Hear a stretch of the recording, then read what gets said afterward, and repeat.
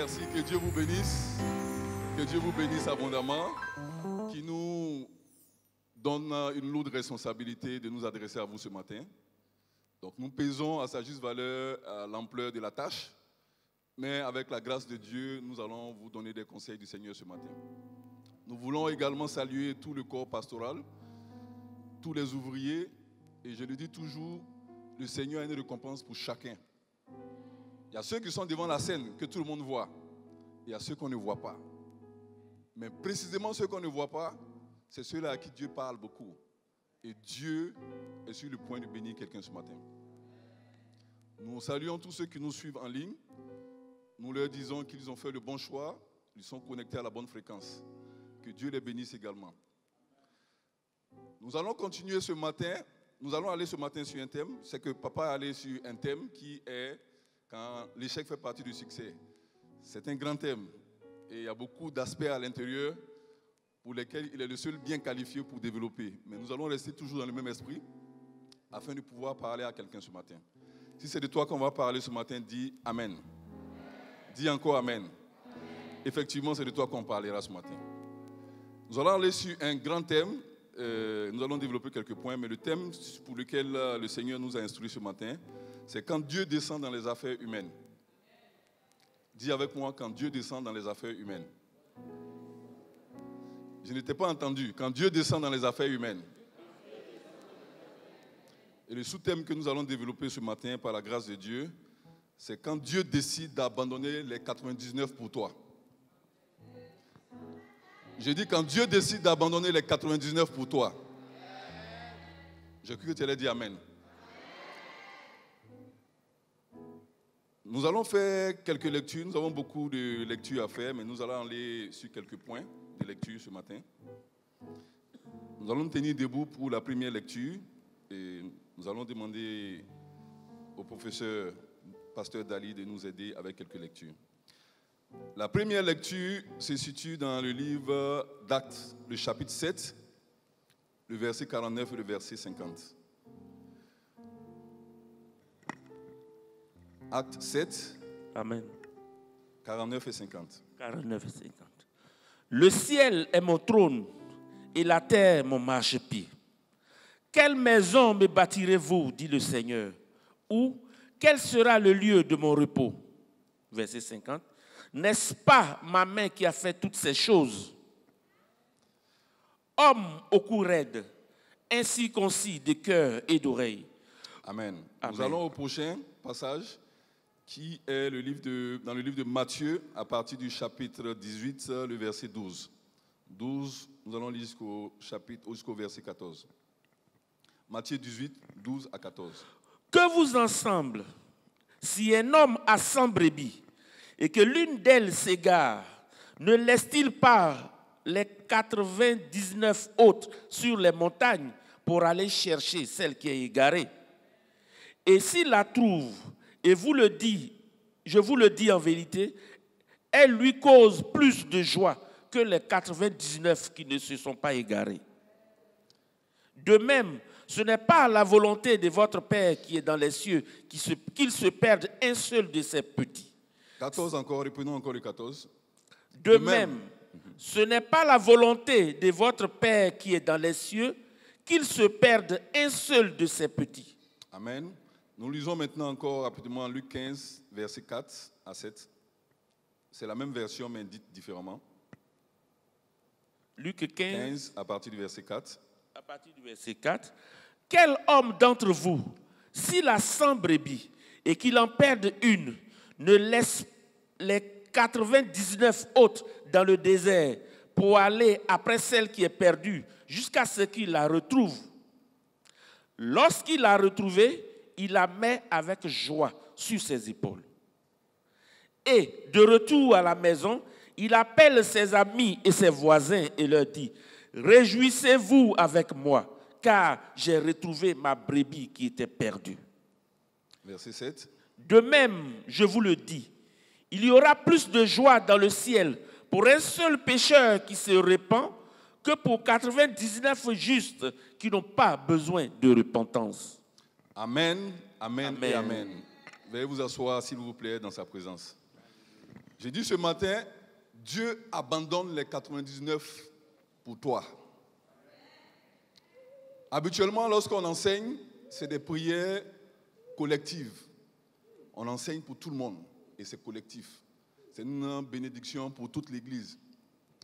À telle enseigne qu'on se demande souvent, mais est-ce que les prédications qu'on dispense sont pour moi? On s'est dit, non, on est allé à l'église, on a prié. Mais plusieurs personnes, quand vous discutez avec ces personnes, elles vous disent qu'elles ne se retrouvent pas même dans certaines prédications. C'est vrai qu'on a entendu le pasteur prêcher sur un tel ou un autre thème, mais vraiment, moi, mon problème là, j'ai l'impression qu'on ne voit pas. J'ai l'impression qu'on est passé dessus, ou on n'a pas mis beaucoup d'accent dessus. Le Seigneur m'a envoyé ce matin pour toi. Si il y a une parole qui est venue ce matin là, ce n'est pas pour l'ensemble, c'est pour toi. Il dit 99, Dieu les abandonne pour toi ce matin. La plupart du temps, on se dit qu'un homme normal, lorsqu'il réfléchit, c'est si j'ai 99 ou j'ai 100 articles, ou 100, même 100 000 francs de l'argent, si j'ai perdu un ou deux, on a toujours 80, 90, on peut faire avec. On n'a pas tout perdu. Donc, il y a toujours quelque chose qu'on a, et ce qui fait qu'on ne paye pas attention, ou on ne prête pas attention aux choses qui touchent au cœur de Dieu. Dieu dit, si quelqu'un a 100 brebis, et qu'une seule de ces brebis s'égare, il est prêt à abandonner 99 pour aller chercher la seule brebis qui s'est égarée. En d'autres termes, il n'y a pas un seul homme sur cette terre qui n'a pas du prix aux yeux de Dieu. Tu n'es pas venu être un complément. Comme ils ont pris 100 et puis on dit il y a 2 qu'on met en plus. Si un se perd, on va remplacer. Tu n'es pas un remplaçant. Tu n'es pas quelqu'un qui a été fait juste à côté d'un grand nombre. Mais tu comptes dans le plan de Dieu. Et tu coûtes cher à Dieu. À telle enseigne que quand quelque chose t'arrive, Dieu est concerné. Tu as l'impression qu'on t'a oublié. Ou personne ne fait cas de toi. Dis-toi que tu n'as pas été oublié parce que celui qui fait les comptes, ce n'est pas un homme. Celui qui fait les comptes, c'est Dieu. Un homme peut compter et t'oublier. Un même berger peut regarder entre ses brebis et puis s'embrouiller avec le nombre. Mais Dieu a le calcul et le compte exact de ceux qui lui appartiennent. C'est de ça qu'il s'agit ce matin. Et le Seigneur m'envoie ce matin te dire que les cieux, comme nous l'avons vu dans Ésaïe 55, Dieu n'est pas un homme. Ses voix ne sont pas nos voix. Ses voix sont élevées au-dessus de nos voix. Donc, quand tu vois Dieu descendre dans les affaires des hommes, c'est généralement pour 2 grandes raisons. La première raison, soit il t'a confié une mission, comme on a vu dans Genèse. Dieu a confié une mission à l'homme lorsqu'il a créé l'homme dans Genèse 1, verset 26. Et lorsque la mission a été confiée à l'homme, Dieu naturellement il te fait confiance. Donc il s'attend à ce que la mission qu'il t'a confiée là soit exécutée selon le mandat qu'il t'a confié. Donc Dieu souvent est loin de s'imaginer que ce qu'il t'a donné comme mission, comme feuille de route, que tu ne serais pas à mesure de l'effectuer. Donc c'est la raison pour laquelle on a l'impression que Dieu nous confie des choses et souvent ça échoue. Dieu peut te confier quelque chose, mais tellement Dieu te fait confiance, il s'est dit que je lui ai tout dit. C'est comme tu envoies quelqu'un et tu lui dis exactement ce qu'il a à faire. Les choses sont tellement claires que tu ne peux même pas t'imaginer que ce monsieur ou cette personne-là ne sera pas à mesure de faire. Malheureusement, nous sommes des hommes. Pour une raison ou pour une autre, à un moment donné, nous perdons le cap. Et nous n'arrivons pas à même entendre la suite dans le plan que Dieu a tracé pour nous. Nous avons peut-être bien commencé et à un moment donné, nous avons omis ou oublié la voix de Dieu. Parce que Dieu parle avec les gens par saison et par étape. Dieu ne te dira pas tout en une fois. Mais lorsqu'il t'appelle, il te donnera des instructions initialement. Et au fur et à mesure que tu déroules ces instructions, Dieu va encore te dire autre chose. Nous suivons Dieu par la foi, mais par obéissance. Donc Dieu ne peut pas tout te dire au début. Il va donner les grandes lignes. Et quand tu commences à marcher selon les grandes lignes qu'il t'a données, c'est maintenant que Dieu va continuer à te parler. Plusieurs personnes ont entendu Dieu. Elles se sont engagées sur une voie. Et à un moment donné, elles n'ont pas continué à être connectées à Dieu. Elles ont pu perdre la voix de Dieu. Et n'ayant pas entendu la voix de Dieu, elles se sont peut-être créées elles-mêmes d'autres voies pour pouvoir continuer. Laisse-moi te dire ce matin que le Seigneur ne reviendra pas tant qu'il n'était retrouvé.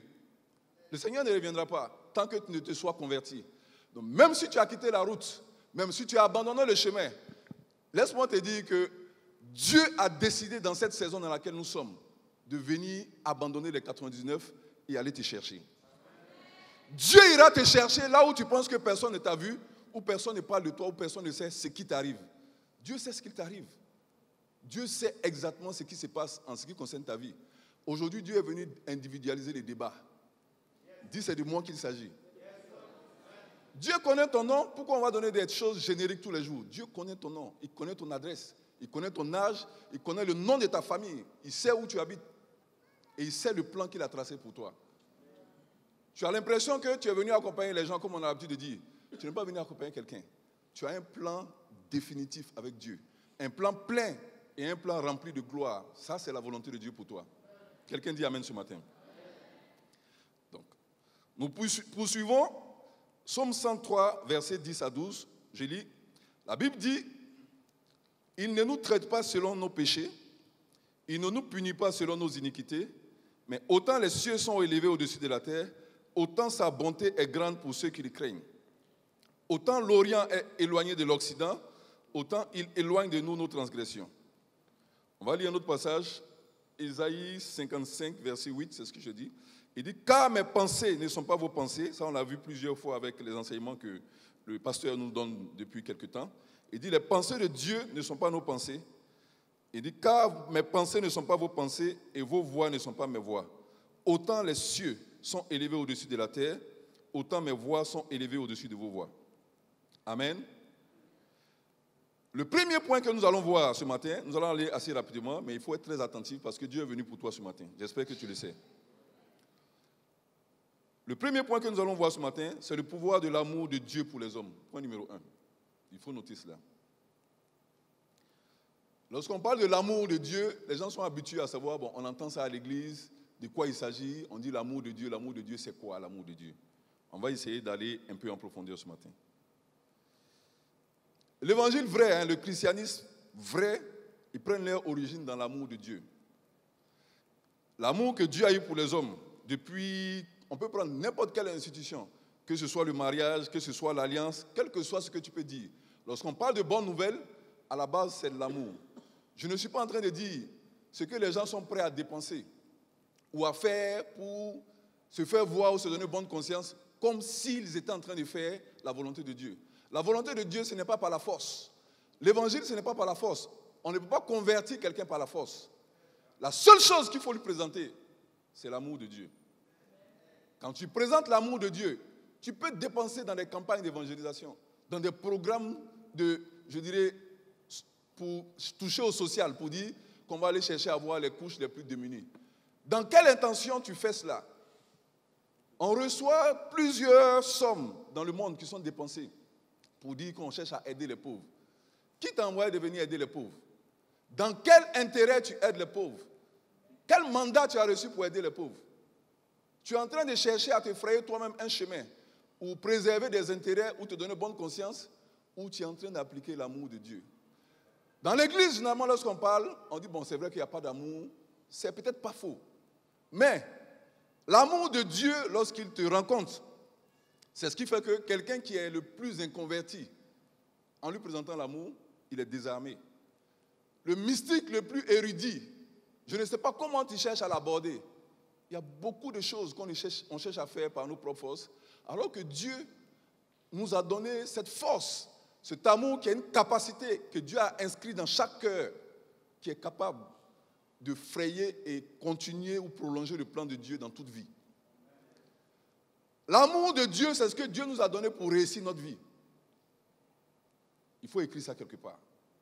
Parce que tu ne peux pas être chrétien, et même un homme, en règle générale, et puis opérer avec d'autres standards. L'amour de Dieu, ce n'est pas ce qu'on prêche tous les jours. On va citer dans 1 Corinthiens 13, cymbales qui résonnent, tout ça, c'est bon. L'amour de Dieu peut se percevoir. On ne vient pas simuler ou bien dire vraiment, bon, je vous aime, mais on peut savoir, l'amour parle. Quand tu approches quelqu'un et que dans ton cœur, les dispositions sont bonnes, les gens ne sont pas fous. Dieu les a dotés aussi de la même capacité ou la même faculté à pouvoir savoir si dans ce cœur de cette personne-là, c'est de l'amour qui parle ou c'est autre chose qui parle. Je ne suis pas venu te donner une définition de l'amour selon la littérature ou quoi, non. Ce que Dieu a mis dans mon cœur, c'est de dire que on fait trop d'efforts à chercher à aider Dieu ou à résoudre des problèmes que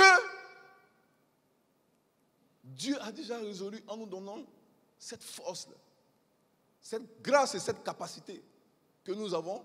Tu peux regarder quelqu'un qui est malade, la compassion et l'amour, comme Jésus avait là, ça précède toujours le miracle, quel que soit ce que tu as fait. Tout ce que tu fais en dehors là, c'est autre chose. Tu peux avoir des dons, tu peux avoir des talents. Il y a des gens qui vont te donner des milliards, mais ils ne t'aiment pas, ils s'en foutent. À la limite, ils auraient pu jeter. Tu regardes dans un foyer, un homme peut donner de l'argent à sa femme, mais à la limite, il aurait pu jeter ça. Ou même chose.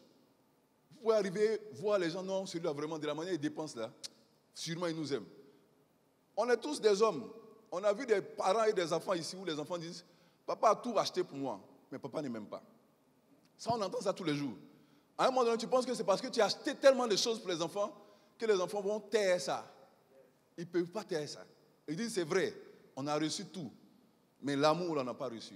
L'amour, c'est le don de Dieu dans la vie de quelqu'un pour son prochain et pour les autres. Si tu donnes autre chose que l'amour, il y a des choses que tu n'auras jamais de ces personnes. Je ne parle pas d'amour pour dire il me plaît ou elle me plaît avec ses yeux. Ce n'est pas de ça qu'il parle. Je parle plus du dépôt que Dieu a fait en chacun de nous. Qui, s'il n'est pas libéré, tu ne peux rien obtenir d'un être humain. Et tu ne peux rien également obtenir de Dieu. Rien. Tu peux forcer à avoir des résultats. J'essaie de faire passer ce que Dieu a mis dans mon cœur pour toi ce matin. Tu peux avoir des résultats, peut-être. Mais si à la base, il n'y a pas d'amour, il y a beaucoup de choses qu'on fait sans savoir de quoi il s'agit. Mais quand il y a un peu d'amour qui sous-tend cela, non seulement ça a des résultats, mais la personne à qui tu poses l'acte peut savoir qu'il y a quelque chose qui se passe. Tous ceux que Jésus a visités, où il a rencontré, ce n'est pas autre chose. D'abord, Jésus avait de la compassion pour ces personnes. C'est-à-dire que quand tu vois quelqu'un, tu es dans ta situation, et tout le monde passe. Et il y a un qui s'arrête. Mais pas parce qu'il a envie de s'arrêter, mais il a du temps pour toi. Et il décide même de te demander de quoi il s'agit. Qu'est-ce qui se passe? Quel est ton problème? Quelqu'un même qui s'arrête même pour te demander cela, c'est déjà une preuve que Dieu a mandaté quelqu'un pour pouvoir t'écouter.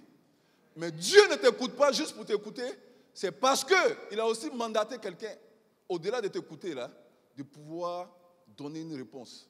Ça peut être une parole, ce n'est pas seulement de l'argent. Ça peut être une prière, ça peut être un encouragement, ça peut être une touche. Mais c'est nécessairement la touche de Dieu. On parle tous d'amour de Dieu, mais l'amour de Dieu se transmet par les hommes. Aucun amour de Dieu ne peut descendre sur ta vie. Dieu le met dans ton cœur.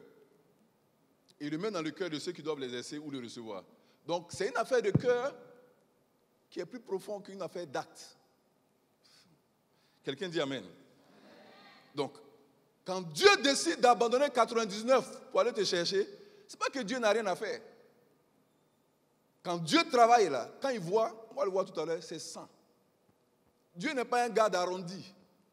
Dieu n'est pas un gars d'à peu près. Pour dire non, on a 98, mais quand on arrondit au supérieur, ça fait 100. Dieu, ce n'est pas un arrondi. Chaque pièce avec Dieu compte. Chaque élément, chaque détail dans ta vie compte pour Dieu. Donc, ce que Dieu estime être le plus important, là, toi, tu ne peux pas te lever et puis dire non, on va faire avec. Tu es qui pour offenser ton frère ou ta soeur? Tu es qui? Tu es qui pour ne pas aimer ceux qui sont autour de toi? Ça te coûte quoi? Est-ce qu'on te donne une facture quand tu aimes quelqu'un? Il dit, la seule chose qu'on vous demande là, entre vous là, il faut vous aimer. C'est tout. Il n'a pas dit, il faut vous supporter, rien. Il dit, il faut vous aimer. Il dit, c'est la seule chose que tu dois à ton frère ou à ton prochain. Ça peut ne pas être ton ami, mais quand on parle d'amour, ce n'est pas juste dire, je ris avec lui, je le salue, non. Tu peux ne même pas parler à quelqu'un, mais dans ton cœur, tu n'as aucun ressentiment, aucun problème. Et la personne peut t'approcher à tout moment. Tu es disposé et tu es prêt à aller vers la personne. Tu es prêt à lui accorder du temps. Ça, c'est la volonté de Dieu. Le temps que tu accordes à quelqu'un est la volonté de Dieu. Non, je ne sais pas, bon, je ne reçois pas d'amour. L'amour, là, tu reçois ça comment? C'est les gens qui te visitent. 50 000 personnes peuvent venir te visiter. Il ne s'agit pas d'amour, c'est juste du remplissage. Une seule personne peut te transférer l'amour que Dieu a pour toi. Et quand ton cœur est touché et comblé, le problème est résolu. Donc, ce n'est pas une affaire de quantité. Ce n'est pas une affaire de quantité. Nous avons vu le cas de la Samaritaine, le cas de Marie, Bartimée, et il y a un cas rapidement sur lequel on va aller, avant de poursuivre. Il dit, lorsqu'on prend dans 2 Samuel 9, verset 3, à partir du verset 3, peut-être je vais demander au docteur de nous lire ça. 2 Samuel 9, à partir du verset 3. Le roi dit, n'y a-t-il plus personne de la maison de Saül pour que juge envers lui de la bonté de Dieu? Et Tsiba répondit au roi, il y a encore un fils de Jonathan, perclus des pieds. Le roi lui dit, où est-il? Et Tsiba répondit au roi, il est dans la maison de Makir, fils d'Amiel, à Lodébar. Le roi David l'envoya chercher dans la maison de Makir, à Lodébar, et Mephibosheth, fils de Jonathan, fils de Saül, vint auprès de David, tomba sur sa face et se prosterna. David dit, Mephibosheth, et il répondit, voici ton serviteur. David lui dit, ne crains point, car je veux te faire du bien à cause de Jonathan ton père. Je te rendrai toutes les terres de Saül ton père, et tu mangeras toujours à ma table. Il se prosterna et dit, qu'est ton serviteur pour que tu regardes un chien mort tel que moi? Amen. Vous connaissez l'histoire. Et aujourd'hui, lorsqu'on se retrouve dans certaines situations, on se dit non, que ma condition dans laquelle je suis là, ça ne peut pas attirer l'amour de quelqu'un. Ce n'est pas possible. Mais Dieu, qu'est-ce qu'il fait? Dieu va toujours inscrire ou rappeler à quelqu'un qu'il y a quelqu'un d'autre qui est assis quelque part, qui a besoin d'une information, qui a besoin d'une attention, qui a besoin d'une réponse à une prière. Aujourd'hui, Dieu est venu toucher à ta vie. Il est venu singulariser le débat. Il y a une saison pour toi, il y a un jour pour toi, il y a un lieu pour toi, et il y a un temps pour toi. La saison dans laquelle nous sommes, j'espère que ton esprit arrive à le saisir. Nous sommes dans une saison où Dieu est en train de faire un travail dans les vies. Où Dieu a décidé, parce que quand Dieu intervient dans une vie, je l'ai dit, c'est soit c'est pour un jugement, alors qu'il dit que ceux qui sont en Christ, ils ne sont plus jugés, ils sont passés d'une position de jugement à une position de justice. Donc sûrement, Dieu n'est pas venu pour te juger. D'abord, la deuxième raison pour laquelle Dieu vient quand il descend, après t'avoir confié tout ça, c'est parce qu'il se rend compte que tu n'es pas en train de faire ce qu'il t'a confié. Donc il est obligé de venir et te donner un coup de pouce pour te dire, si on doit aller à ton rythme, sûrement on ne va pas arriver à bon port. Donc tu es un homme, c'est vrai. Donc de temps en temps, ce n'est pas tout le temps que Dieu descend dans les affaires humaines. Non. Parce qu'il vous fait assez confiance et il a mis tout ce qu'il faut pour que les choses soient gérées. Mais le Dieu que nous servons se réserve le droit, comme le berger. Il peut descendre à tout moment dans ta vie. Ce n'est pas une affaire de Dieu a décidé de ne plus intervenir chez moi. Dieu peut descendre à tout moment dans ta vie. Et il faut pouvoir lire les temps et les circonstances pour savoir à quel moment Dieu est en train de parler. Lire les temps et les circonstances pour savoir à quel moment Dieu est en train d'intervenir dans une situation. Sinon, tu vas voir tous les événements comme les mêmes. Les jours se suivent, mais ne se ressemblent pas. Les saisons se suivent, mais elles ne sont pas les mêmes. Le jour de ta visitation, tu peux le rater. Alors que Dieu peut décider de venir te voir aujourd'hui.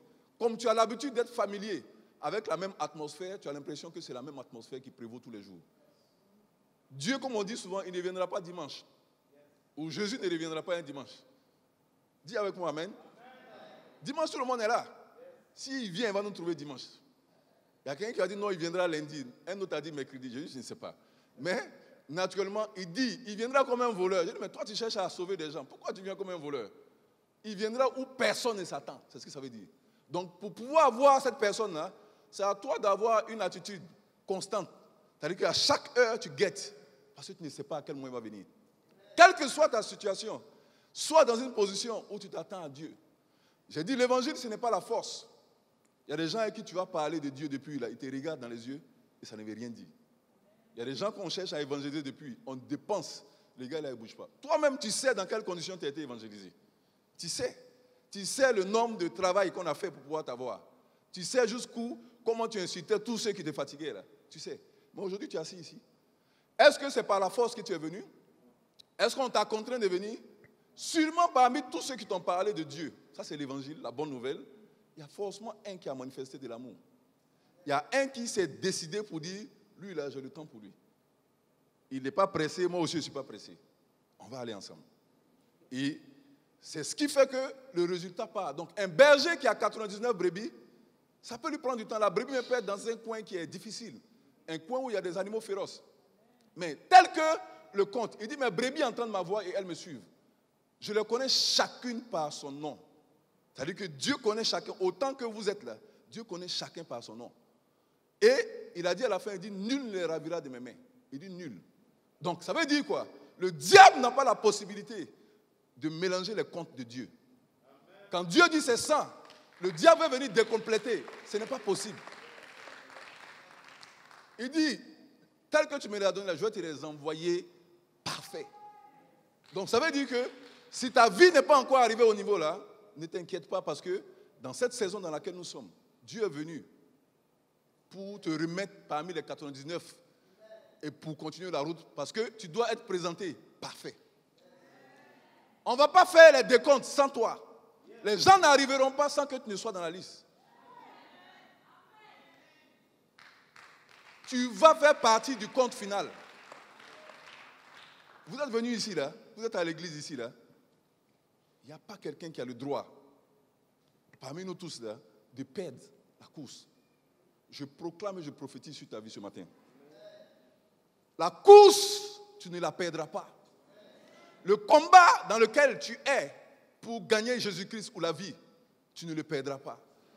Dieu a décidé dans cette saison de venir te chercher, te qualifier et te remettre au rang des autres. Quel que soit là où tu t'es égaré, loin de la face du Seigneur, ce matin, le Seigneur vient dans ta direction. Il connaît ton nom, il connaît ton adresse, il sait exactement à quel moment tu as décroché. Et il est venu te remettre, te restaurer dans la liste. Parce qu'il a un compte à donner qui est un compte de 100 personnes. Dieu ne peut pas aller à 99 personnes à cause de toi. Même s'il va attendre que ce compte soit complet. Quand on envoie quelqu'un, il vient faire des comptes complets aux gens. Que Dieu te bénisse ce matin.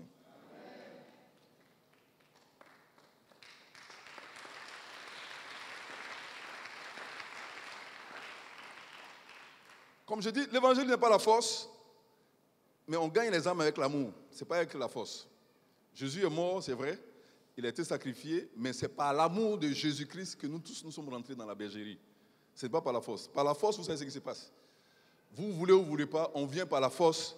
On dit si vous ne vous convertissez pas, soit on va vous tuer ou on vous explose. Ça, c'est la force. Mais viens avec tes arguments. C'est ce que je dis toujours aux gens. Je dis viens avec tes arguments. Si tu estimes que tu sais celui qui est le chemin, la vérité et la vie, il n'y a aucun problème. Moi, je sais celui qui est le chemin, la vérité et la vie. Il dit, nul ne vient au Père sans passer par moi. Maintenant, toi, tu dis, tu vas au Père et tu ne connais pas Jésus-Christ. Qu'est-ce qui se passe? C'est des questions comme ça qu'il faut vous poser. Vous posez à ceux qui vous posent des questions. Il dit, je suis le chemin, je suis la vérité et la vie. Il n'a pas dit, je suis un chemin, une vérité, une vie. Il dit, la vérité, la vie. C'est-à-dire que c'est le seul. Il dit, personne ne vient. Il a fermé le débat. Maintenant, si tu estimes que tu peux arriver au Père sans passer par Christ, prouve-moi cela, parce que c'est la foi que je suis en train d'exercer. Donc, ce n'est pas la peine de me combattre. Ce n'est pas la peine de me forcer la main.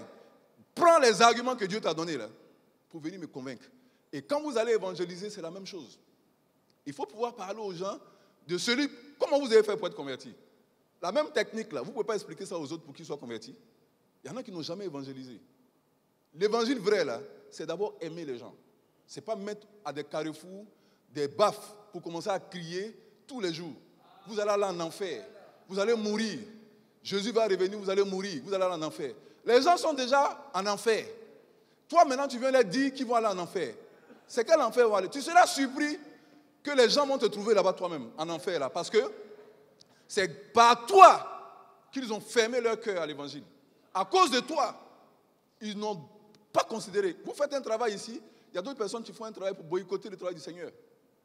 Tu peux dire on est en train de parler avec douceur, convertir les gens, qu'ils acceptent le Seigneur dans leur cœur. Ça, c'est notre travail en tant qu'évangéliste, en tant que pasteur.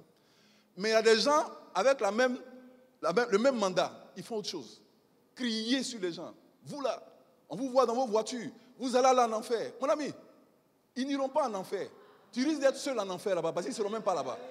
Les gens à qui tu parles là, tu les connais? Ceux que tu menaces là, tu les connais? Tu ne les connais pas? Plusieurs personnes vous voient dans la rue, ils vont chose. Parle. Moi, j'écoute très souvent. Même quand je suis dans l'embouteillage, souvent je fais tout pour entendre. Il y en a quand même qui sont équilibrés, qui sont modérés. Je n'ai pas dit que tout le monde est mauvais, mais la grande majorité, c'est comme si on les avait forcés d'aller évangéliser. C'est comme s'ils ont un complexe vis-à-vis de quelqu'un. C'est comme s'ils sont aigris. Je dis non. On ne t'a pas envoyé. Tu t'es levé de façon intentionnelle, tu dis qu'on va évangéliser. Présente de l'amour du Seigneur. Parle avec ton cœur aux gens. Qu'ils sachent que le Dieu que tu es en train d'annoncer est un Dieu qui est bon. Ils sont déjà dans leur enfer. Toi, tu viens leur dire, ils vont en enfer. Tu ne leur apprends rien du tout. Mais tu seras surpris, tu seras à la porte de l'enfer en train de les accueillir là-bas. Vous serez là-bas ensemble. Tu ne sais pas. Si pour toi, des gens quittent le royaume, ou pour toi, des gens ferment la porte ou leur cœur, mon ami, Dieu t'attend. Tu vas passer là, tu seras à la porte pour les accueillir. Au ciel, là, il y a la place pour tout le monde, c'est vrai. Mais même au ciel, ce que tu auras fait sur la terre ici, là, il y a des gens qui seront au ciel dans des studios. Tu es au ciel, mais tu es dans un studio. Vous tous, vous êtes au ciel, mais c'est studio. Mon ami, si tu vas aller au ciel pour être dans le studio, mon ami, autant faire un bon boulot ici. Pour que là-bas au moins, parce que là-bas c'est pour la vie. Ici, quels que soient les châteaux que tu as, tu vas quitter ici pour partir.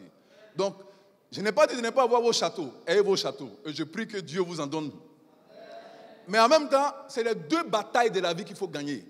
La bataille ici et la bataille là-bas. La plupart du temps, si tu as loupé l'une des batailles, là, tu loupes les deux. Ce n'est pas que tu as le choix pour dire je choisis. Non. La plupart de ceux qui vont remporter la couronne, là, ils disent j'ai achevé la course. C'est-à-dire que si tu es ici, là, tout ce que je devais voir, ceux à qui je devais parler, je peux leur parler. Les dispositions que je devais relâcher dans la vie de quelqu'un, tout ce que tu as mis en moi pour les gens, je l'ai fait. Maintenant, là, en haut là-bas, je sais au moins que j'aurai un peu d'égard auprès de toi. Mais ici, tu ne fais rien. On te dit d'évangéliser, tu n'évangélises pas. Après, tu dis non, c'est toi, on n'aime pas. Alors que toi-même, tu as un problème. Mon frère, il faut sortir. Le temps passe.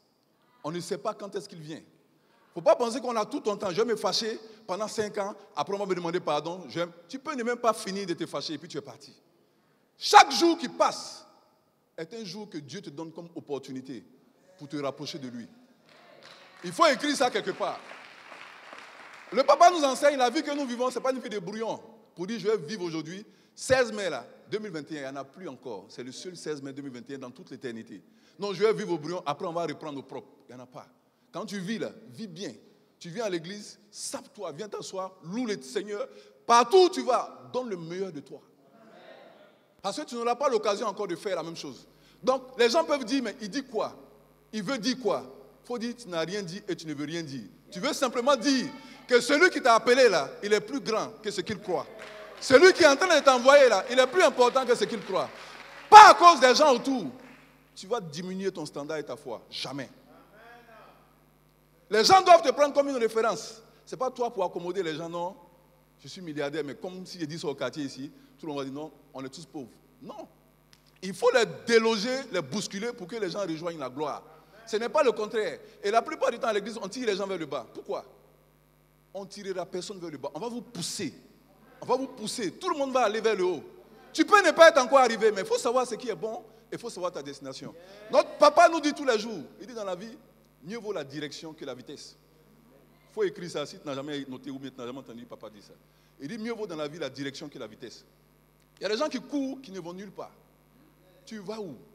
Quand tu as eu la direction, tu es sûr que tu as la bonne direction. Même si tu vas à 10 à l'heure, tu vas arriver. Même si tu vas à 15 à l'heure, chacun a sa course, comme il a dit, chacun court dans son couloir. On n'a pas les mêmes couloirs. Donc quelqu'un qui est dans un couloir de jet, il faut le laisser dans son couloir de jet. Si pour toi c'est ton car pour aller à Dabou, prends ton car pour aller à Dabou, vous allez arriver. Chacun a sa destination, on ne court pas les mêmes courses. Il faut savoir dans quelle course tu es. Il faut savoir dans quelle compétition tu es. On passe plus de temps à sortir du but. Aller se mettre dans le couloir de quelqu'un. À arriver, Dieu va te demander des comptes, mais ici, il fallait faire quoi? Tu dis, je ne sais pas. C'est dans ton couloir que les choses se passent. Il dit, il a donné à chacun, dans Matthieu 25, selon sa capacité. Matthieu 25, 14, la parabole des talents. Ta capacité là, c'est ce que tu as. Il ne faut pas prendre ta capacité pour aller chercher ce qu'on a donné à quelqu'un d'autre. Si on te met à sa place là, tu ne sais pas ce qu'il supporte comme défi, tu ne sais pas quel bagage, quelle onction, quelle grâce il a. Laisse-le de côté. Tu peux voir quelqu'un, tu vas avoir l'impression que la vie est facile pour lui. C'est facile avec l'onction et le mandat qu'il a reçu. Mais si tu te trompes pour attraper les hautes tensions, là, tu connais haute tension, ça va te brûler. Donc il ne faut pas voir quelqu'un, lui il arrive à faire ça parce qu'il a l'onction. L'onction qu'on t'a donnée là, utilise ça, fais pour toi. Et fais ça bien. N'attends pas qu'on te donne la même chose que pour lui parce que tu ne pourras pas. Il dit à chacun selon ça. Selon ça. Donc l'amour est très important. On aura toujours l'occasion de revenir dessus. Mais il ne s'agit pas d'amour qu'on prêche ou qu'on dit. On peut se voir. L'amour, là, on ne définit pas ça par des mots. Quand quelqu'un a un cœur qui aime, tu sais. Une situation va se présenter, quel que soit ce qu'il va dire, à la fin tu sais. Et généralement les pères ont un cœur qui aime. La méthode peut être différente. La méthode pour exercer l'amour, ça peut être différent d'un homme à l'autre. Un monsieur peut aimer sa femme tous les jours, il tape sur son épaule. Je dis, mais attends, tu tapes sur son épaule pourquoi? Elle va se dire, non, mon mari me tape sur mon épaule tous les jours. Donc, mon mari ne m'aime pas. Alors que pour lui, là, la définition de l'amour, c'est ça. Quand tu aimes ta femme, tous les jours, il faut la taper sur son épaule. Elle peut dire, mais attends, le monsieur il est assez agressif quand même. Donc, mais c'est plus fort que ça. C'est ce que Dieu met. On peut lire dans une situation quand l'amour est là. Même on peut lire dans une situation quand c'est de l'hypocrisie. Et dans l'église, les gens ont forgé l'hypocrisie. Bonjour mon frère, ça va? Oui ma soeur, ça va? Ah, merci hein. Comment tu dis merci à quelqu'un et puis ta figure est serrée après? C'est-à-dire juste tu viens de saluer quelqu'un qui a souri, quand il s'en va, ton visage est serré. C'est plus profond que ton sourire. Amen. C'est plus profond que ton sourire. Le point numéro 2, rapidement, qu'on va voir, on va poursuivre. Le point numéro 2, il faut noter que quand on aime, on est prêt à patienter. Il y a la patience. Tu aimes un enfant, tu veux qu'il réussisse à l'école, tu as le temps pour lui montrer les rudiments et tout ça. Quand tu vois quelqu'un qui est toujours pressé, et puis il dit qu'il est en train d'aider quelqu'un, il y a quelque chose de l'amour de Dieu qui manque en lui. La patience n'est pas l'attente, il y a une différence entre les deux. Patienter, tu as trouvé l'objectif, et maintenant Dieu te dit d'attendre le temps que les choses se matérialisent. Ça, c'est la patience. La patience est un fruit de l'esprit. Ce n'est pas l'attente. Il y a des gens qui attendent. Depuis là, rien n'arrivera. Si tu es en train d'attendre, je suis venu te dire ce matin, il faut comprendre ce que c'est. Tu vas attendre pour ne rien. Quelqu'un dit Amen. Voilà. Donc, l'amour vrai, là, c'est ça la patience. Et la patience, c'est la foi. L'amour est plus fort que la haine. L'amour est plus fort. Dans un foyer dévasté, là, avec l'amour, on peut le reconstituer. Quel que soit un enfant qui est malade ou qui est perdu, avec l'amour, on peut le récupérer. Le mystique le plus érudit, comme j'ai dit, avec l'amour, il peut accepter le Seigneur devant vous ici. Il y en a tous les jours. Ça, là, on voit ça chaque matin. Mais ce n'est pas avec la force, c'est avec l'amour. Donc, si la force est ton âme, il faut revoir ta force. Par amour, tout pécheur, même chronique qu'il soit, ils peuvent accepter la véritable repentance. L'amour est plus fort que la prière. C'est la preuve de plusieurs personnes. Parce qu'il y a plusieurs personnes qui prient pour toi tous les jours, mais ta situation n'a pas changé. Mais quelqu'un seul peut t'aimer comme Dieu veut qu'il t'aime, et ta situation va changer. Donc, l'amour te permet de patienter. Donc, le point numéro 2, il faut rechercher la plénitude et la perfection de Christ. Point numéro 2. Nous allons lire Ephésiens 4, à partir du verset 10 au verset 16, rapidement. Ephésiens 4, rechercher la plénitude et la perfection de Christ. Ephésiens 4. À partir du verset 10. Celui qui est descendu, c'est le même qui est monté au-dessus des cieux, afin de remplir toutes choses. Et il a donné les uns comme apôtres, les autres comme prophètes, les autres comme évangélistes, les autres comme pasteurs et docteurs, pour le perfectionnement des saints, en vue de l'œuvre du ministère et de l'édification du corps de Christ. Jusqu'à ce que nous soyons tous parvenus à l'unité de la foi et de la connaissance du Fils de Dieu, à l'état d'homme fait, à la mesure de la stature parfaite de Christ, afin que nous ne soyons plus des enfants flottants et emportés à tout vent de doctrine, par la tromperie des hommes, par leur ruse dans les moyens de séduction, mais que, professant la vérité dans l'amour, nous croissions à tous égards en celui qui est le chef, Amen. Christ. Jacques 1, verset 17. Jacques 1, verset 17. Jacques 1, verset 17. Toute grâce excellente et tout don parfait descendent d'en haut, du Père des Lumières, chez lequel il n'y a ni changement, ni ombre de variation. Amen. Amen. Lorsqu'on parle de rechercher l'excellence, là, les gens se sont dit que, je ne sais pas qui vous a appris ça, dans la vie, quelqu'un ne peut pas tout avoir. Je suis venu te dire que c'est faux. Ou je te dis ça de façon diplomatique, ce n'est pas vrai. Parce que si tu es convaincu que dans la vie, quelqu'un ne peut pas tout avoir, naturellement, c'est que tu es convaincu que tu ne peux pas avoir, tu ne vas jamais chercher. La Bible nous parle d'un Dieu ici. Il dit dans Jacques 1, verset 17, toute grâce excellente et tout don parfait descend d'en haut, du Père des Lumières, chez lequel il n'y a ni changement, ni ombre de variation. Avec Dieu, c'est 100%. Quelqu'un dit Amen. Toi, tu peux être à 90%, ce n'est pas Dieu, mais tu tends vers. Il dit ce qui est bon. Il dit ne vous conformez pas au siècle présent, mais soyez transformés par le renouvellement de l'intelligence afin de discerner la volonté de Dieu, ce qui est bon, ce qui est agréable et ce qui est parfait. Donc, déjà 90% là, c'est bon. Mais quand tu traites avec Dieu, c'est un Dieu de perfection. Donc, c'est pour ça qu'on a fini par tomber dans le laxisme et on accepte et on tolère un certain nombre de choses. Tu peux reconnaître que ton travail n'est pas encore parfait, c'est vrai. Mais tu ne peux pas descendre les standards de Dieu à ta médiocrité. Je dis ça autrement. Tu ne peux pas prendre tes expériences et ramener les standards de Dieu. Dieu est un Dieu de perfection. Dieu est un Dieu de 100%. J'ai dit, il a décidé d'abandonner 99 pour aller chercher 1. Ça veut dire quoi? Nous-mêmes, on sacrifie même 10 pour garder 90. Lui, il ne sacrifie personne. Il va chercher 1 pour compléter les 100. Et donc, les gens se sont convaincus que si ça va chez toi, dans la santé, tu peux ne pas avoir de mariage. J'ai déjà entendu ça. Qui a déjà entendu ça avec vous? Si au travail c'est bon, tu peux ne pas avoir d'enfants. Si les enfants, Dieu t'a fait la grâce des enfants, tu peux ne pas avoir de l'argent. Si tu as eu l'argent, tu peux ne pas avoir la santé. Je prie et je prophétise aujourd'hui. Je ne sais pas d'où tu viens, avec quel enseignement. Je casse tout enseignement que tu as reçu avant, pour lequel tu as commencé à forger ta vie, en laissant des poches et des portes ouvertes pour que le diable décomplète l'agenda de Dieu dans ta vie. Je détruis tout autre plan que l'agenda de Dieu pour ta vie. Le Dieu que nous servons est un Dieu de perfection. Il n'y a pas un domaine dans ta vie où Dieu n'est pas capable de se déployer. Il n'y a aucun domaine dans ta vie qui échappe au contrôle de Dieu. Si toi-même tu as fermé la porte, n'attends pas ce que Dieu déploie.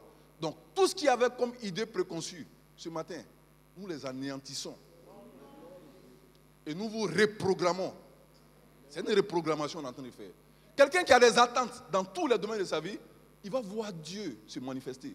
Quelqu'un qui n'a plus d'attente, parce que tu as d'abord l'espérance qui apporte la foi. Ou tu n'espères pas là, tu ne peux pas libérer ta foi. Si tu es sûr que rien ne peut arriver, quelle foi? C'est parce que tu penses que c'est possible, tu peux continuer à exercer ta foi. Donc, quand on parle de Dieu, on parle du Dieu d'excellence. J'espère que tu le sais. Dis-moi Amen. Donc, ça fait que les gens se sont mis dans des coins, on dit, ah ma soeur, toi tu as eu bon travail, tu as eu l'argent, tu ne peux pas venir chercher Marie, ce n'est pas possible. Donc la soeur aussi a dit, ah vraiment c'est vrai. Hein? Ou si Dieu pouvait prendre travail et me donner Marie, tu vois, ce n'est pas possible. Que tu aies 4 enfants, 5 enfants, 10 enfants, chaque enfant est dans le plan de Dieu. Et tout ce que Dieu t'a donné, il faut le protéger. Si ce n'était pas important pour toi, Dieu n'allait pas le faire atterrir dans ta vie. Ce qui est facultatif là, c'est facultatif. Le boulot que Dieu t'a donné là, il faut bien l'attraper. Les enfants, la famille là, que Dieu t'a donné, il faut bien les gérer. Quel que soit ce que Dieu a mis en tes mains, il n'y a rien de facultatif. Le Dieu que nous servons, chaque chose est à sa place. Chaque chose est à sa place. Et avec lui, c'est 100%. Quand Dieu commence à parler dans ta direction, comme aujourd'hui il est en train de faire, Dieu regarde tous les domaines de ta vie. Il te pèse au présent, au futur. Il s'en fout du passé. Il te pèse au présent et au futur. Il regarde ta vie.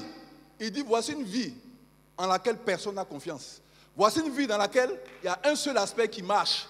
Mais moi, je vais faire de cette vie-là une référence. Je vais faire de cette vie un signe dans les générations. Aujourd'hui, Dieu, quel que soit ce que tu es, ou personne ne te connaît dans ton anonymat, quand Dieu te pointe du doigt, et c'est ce qu'il est en train de faire aujourd'hui, il est venu pour te déloger. Il est venu changer ta situation complètement. Quand Dieu le fait, c'est pour dire à tous ceux qui n'avaient pas cru en toi. Il dit la pierre qu'ont rejeté les bâtisseurs est devenue la principale des langues. Ce n'est pas juste un passage, il faut bien écouter. Il dit la pierre qu'ont rejeté les bâtisseurs est devenue la principale des langues. Ça veut dire quoi? Les bâtisseurs là, ce n'est pas des gens qui ne savent pas ce qu'ils font. Un bâtisseur est un expert. Un bâtisseur, c'est quelqu'un qui sait quelles sont les pièces qui sont solides, quels sont les matériaux qu'il faut utiliser pour faire de la construction. Un bâtisseur est un architecte. Un bâtisseur, c'est quelqu'un qui connaît Dieu et qui a la lumière de Dieu. Mais malgré cette lumière-là, ils t'ont rejeté. Alors que les gens n'avaient pas étudié ton matériau. Ils n'avaient pas étudié ta constitution. Ils n'avaient pas étudié ce que tu représentais.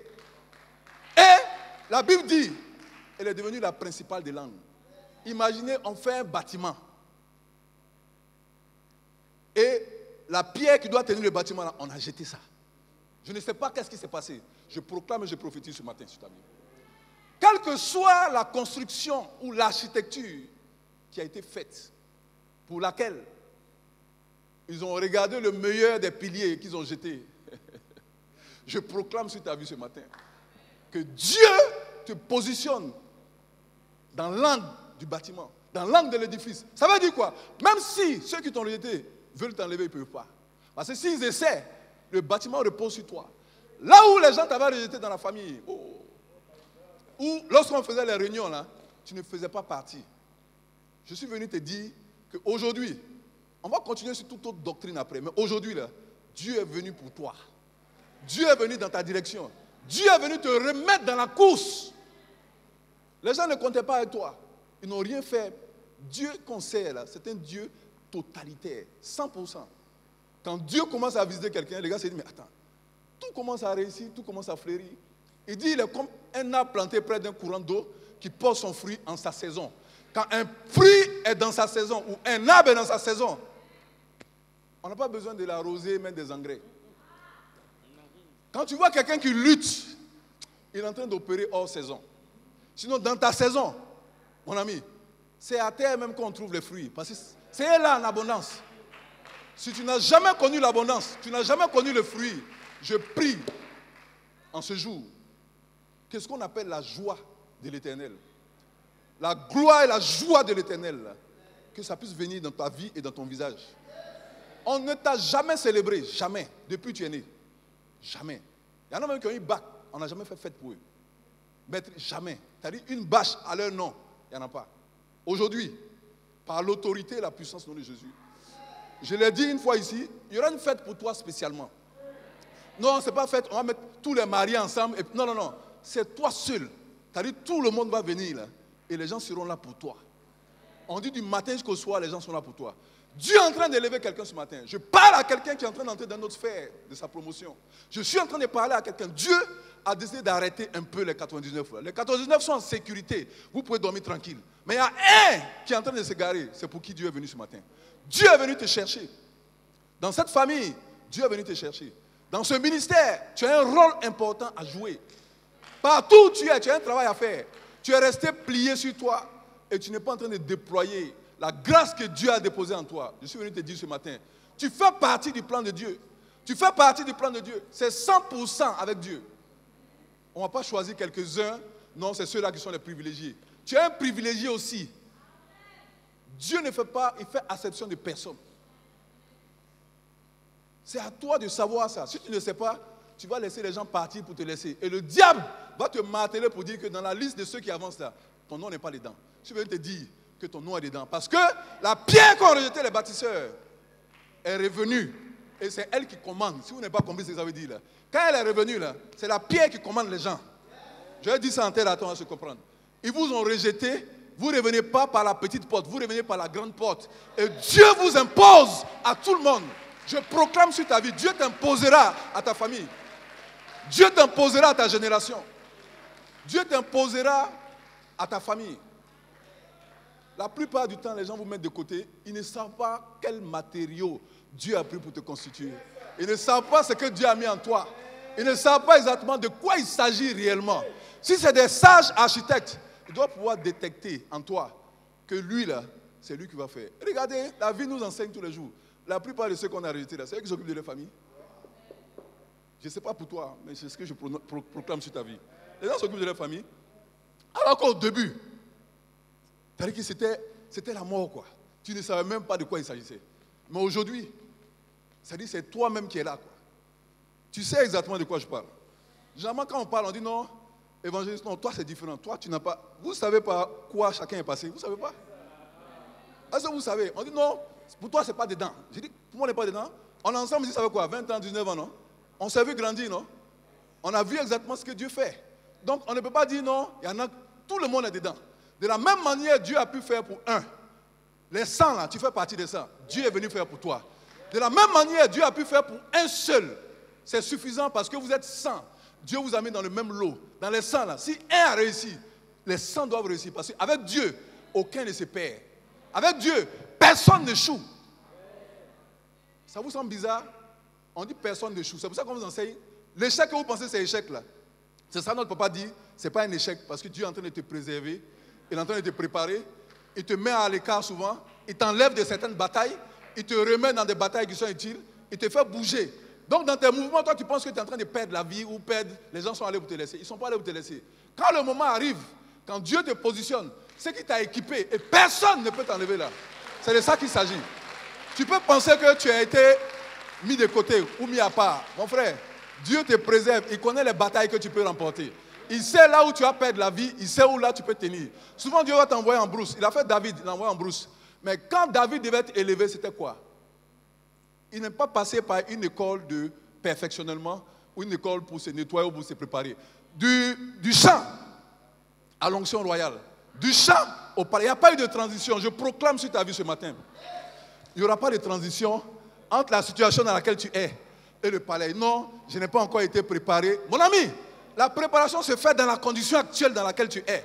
Il n'y a pas une autre préparation pour ça. Dans la condition actuelle dans laquelle tu es, là, c'est là que ça se passe. Non, je n'ai pas encore été adjoint, donc je ne peux pas être. Quel adjoint? David était adjoint de qui? Il n'y a pas adjoint. Ce qu'il faut retenir, le Dieu que nous servons, en lui appartient toute grâce et toute excellence. C'est un Dieu d'excellence. Donc quand tu traites avec lui, le meilleur que tu as là, il faut lui donner ça. Parce que Dieu a donné le meilleur pour toi. Quand tu regardes quelqu'un qui doit évoluer, avancer dans la vie, observe-le. C'est quelqu'un qui donne le meilleur à Dieu. Ce n'est pas forcément une affaire d'argent. Mais la considération qu'il a pour Dieu, là, il donne tout le meilleur. Parce qu'il sait que quand meilleur rencontre meilleur, c'est fini.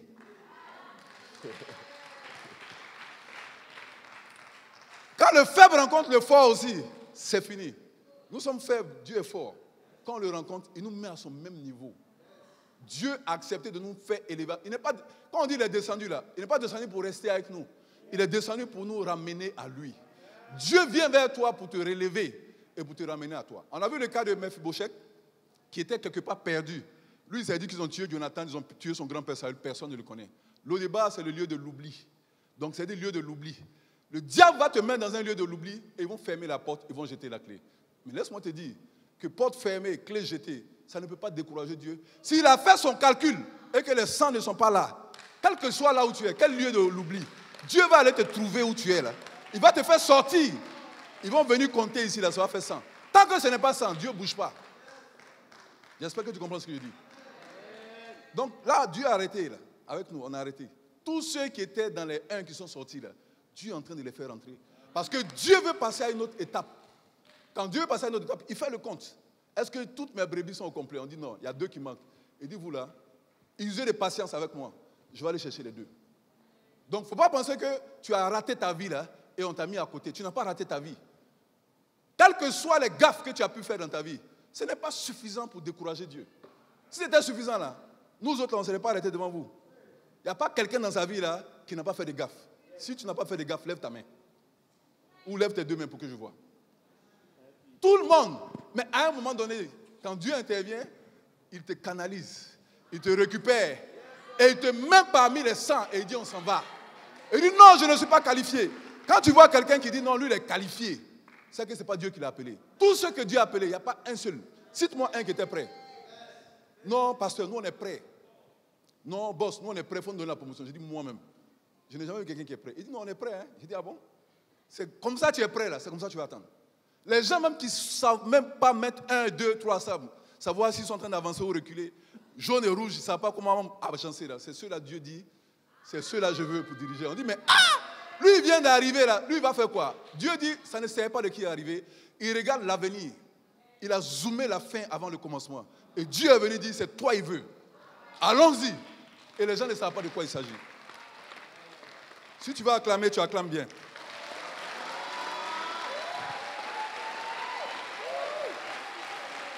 On va conclure et finir dans le temps. Le troisième point avec lequel je vais terminer, là, c'est tu es la pièce manquante de Dieu. Il faut écrire ça quelque part. Dans un ensemble, il y a des pièces qui manquent souvent. C'est comme une voiture. Il peut y avoir des pièces qui manquent, mais la voiture tourne. On y voit plein de Waro ici qui tournent là. Il y a beaucoup de pièces qui manquent même, mais les gars tournent. Donc, tu es en train de comprendre avec moi de quelle pièce il s'agit. Donc, il y a des pièces qui manquent, mais on tourne. Ce n'est pas de toi. Je dis, tu es la pièce manquante de Dieu. Il y a des pièces, elles peuvent être petites. Mais si la pièce n'est pas là, on n'en parle ensemble, ça ne bouge pas. Tu peux venir devant un château avec des portails en fer, airain, tout ce que tu peux imaginer comme métal. Et il n'y a pas de clé. Tu es arrêté devant le château, ta propre maison, et tu attends. Qui a déjà patienté devant sa maison? Non, si tu n'as jamais perdu une clé, qui a déjà patienté? Tu as dit ta propre maison, tu es là, tu tournes. Les visites te demandent, mais monsieur, il y a quoi? Tu dis non, il n'y a rien. Mais tu sais qu'il y a quelque chose. Sans laquelle tu ne peux pas entrer dans ta propre maison. Ta voiture, même chose. Tu arrives, tu tapes tes poches, il n'y a pas de clé. Je dis, il y a des pièces. C'est de ça qu'il s'agit maintenant, écoute-moi bien, on est en train de conclure. Il y a des pièces dans la vie, dans des ensembles. Quand Dieu t'a identifié pour être l'une de ces pièces-là, c'est une affaire de jours, c'est une affaire de semaines, c'est une affaire de temps. Une pièce manquante, l'ensemble ne peut pas être cohérent. On a parlé de tous les ministères ici tout à l'heure, quand on a lu. Il n'y a pas de compétition. Mais dans la voiture, chaque pièce a sa place. Tu peux dire non, toi tu es mieux, parce que tu es le climatiseur, quoi. C'est toi qui donnes le climatiseur dans la voiture. Il faut avoir une crevaison. Petite crevaison, c'est une petite pointe. Touche au pneu. Et toute ta climatisation, tu ne pourras pas aller quelque part. Tu peux avoir, quelle que soit l'importance du système, tu peux penser que tu es le mieux. Dieu a fait les choses de telle sorte qu'il n'y a pas un qui peut tout faire. Ça, c'est un. Dieu a fait ça. C'est lui qui te complète. C'est ton frère qui te complète. C'est-à-dire, là où les hommes ne peuvent pas te compléter, Dieu lui-même vient compléter. C'est ce qu'il est venu faire. On dit non, c'est 10, ça ne vaut pas, ça ne suffit pas. Dieu dit, les hommes vont te compléter. Tu pries tous les jours, là, il y a les hommes qui doivent compléter, les gens complètent. Mais quand malgré tout ce que les hommes ont fait, c'est encore 99, Dieu descend lui-même. Donc je ne sais pas à quel niveau de tes calculs tu es. Là, c'est une affaire de mathématiques ce matin. Je prie que tout ce que Dieu a relâché dans le monde spirituel, comme personne sur ton chemin, pour que la pièce que tu représentes ou que ta vie représente joue son plein potentiel. Que Dieu relâche ces personnes. Je prie que Dieu relâche ces personnes. Que Dieu les relâche sur ton chemin.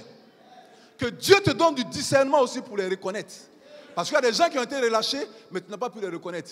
Il dit, tu as manqué le jour de ta visitation. Je prie, même si tu as loupé des opportunités dans ta vie, Dieu revient encore avec un autre tour pour toi. Il y en a qui sont convaincus, non, on a gâté trop notre vie. J'ai fait tellement de bêtises dans ma vie, je suis sûr que Dieu ne peut pas me bénir. Je suis venu pour toi. C'est pour toi que je suis venu. Celui qui a gâté toutes ces cartes-là, c'est pour lui que je suis là ce soir.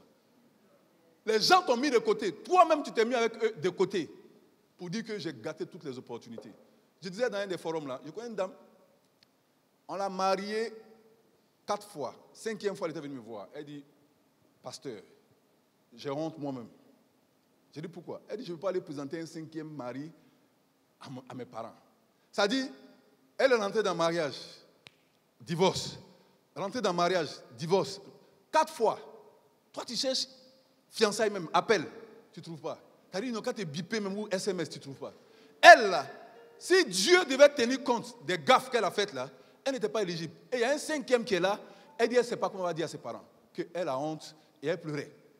J'ai dit, mais tu vois, grâce que les gens cherchent là, Dieu identifie des gens à qui il donne, qui n'ont même pas besoin de ça, qui n'ont pas cherché. Ça veut dire quoi? C'est un message pour dire que le Dieu que nous servons est un Dieu qui a toute ta vie entre ses mains. Il n'y a pas un seul aspect de ta vie qui lui échappe. Aucun. Aucun aspect de ta vie. Même si tu as fait des gaffes, je n'ai pas dit d'aller commettre des gaffes pour en commettre, mais quel que soit ce que tu as eu à faire dans le passé, qui te réclame, qui te retarde, ou qui t'accuse, ou qui représente un poids pour ta vie, je suis venu te dire ce matin que c'est pour toi que Dieu est venu. La femme samaritaine, là, elle dit, tu as combien de maris? Elle dit, même celui qui est là, ce n'est pas pour toi. Donc quand la femme m'a parlé, ça je pensais. Elle dit, même celui que tu dis, c'est ton compagnon, là, ce n'est pas ton mari. Ça veut dire quoi? Je te donne même le temps de faire tes erreurs, mais moi, là, si tu as bu cette eau-là, ta vie ne peut plus jamais être la même. Tu ne sais pas exactement avec qui tu traites. Ça fait qu'après 3 tentatives, tu dis non, j'ai tout gâté. Tu n'as pas tout gâté. Tu es la pièce manquante dans ta famille. La famille ne peut pas avoir tout son essor. Ton système dans lequel tu es ne peut pas avoir son plein essor. Parce qu'il y a une pièce manquante. Quand la pièce manquante est fixée, on peut avoir un moteur, comme le groupe électrogène, le deuxième qui est descendu. Quand les gens vont finir d'arranger, c'est descendu depuis près de 3 mois ou 4 mois. Mais une seule pièce peut faire démarrer le moteur. Je prophétise et je proclame sur ta vie ce matin. Je ne sais pas pendant combien de temps tu es resté à l'arrêt à cause d'une pièce, ou à cause d'une raison, ou à cause d'une accusation, ou une réclamation sur ta vie. Je suis venu te dire de la part du Seigneur, en ce jour, que Dieu est en train d'activer la pièce en toi. La pièce qui va faire démarrer toute l'organisation. Là où tu avais été mis de côté, où les gens ne savaient pas que c'est toi qui devais faire la différence, Dieu est venu t'identifier ce matin. Il est venu personnaliser le débat. On se tient tous debout et on va prier. Parle au Seigneur ce matin.